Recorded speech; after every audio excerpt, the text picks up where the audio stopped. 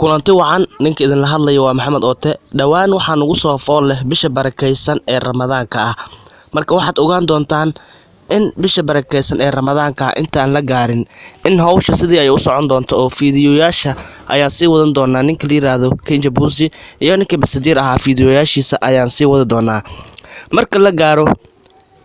maalinta soonka ah ee bilaabanaya bisha barakeysan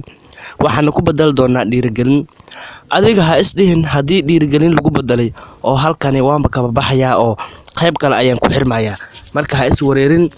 hawsha sidii bay u socon doontaa marka inta bisha barakeysan lagu gudu jiro weeye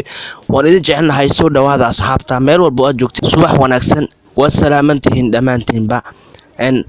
adeer ha isdihin ninka waa ka tartay macnaha hawsha sidii ay ku dhaqaaqayso baa lagu qabtaa hawsha ma aragtay sidii lagu maareyn karo baa lagu maareeyaa ha isdiin mar hadii inta dhinaca loo weecday adigana ha u soo weecan ha isdiin marka aduun waa ceenka hawsha si bay ku socon kartaa markii ma aragtay xaaladdan oo kale ay ku soo dirsato waxa la raadiyaa xaalad kale oo aad aaga bixi karto marka waa mahadsantiin xaaladdu hadda waxay ku sugan tahay sheekada Basadiir laakiin waxa dhix doonta maalin aan ka badalayo oo aan dhiirigelin u badalayo idinkana ha isdihina dhiirigelin weeye macnaha dhiirigelinta waa inta bisha barakeysan lagu jiro marka laga baxana hawsha sidii bay u socon doontaa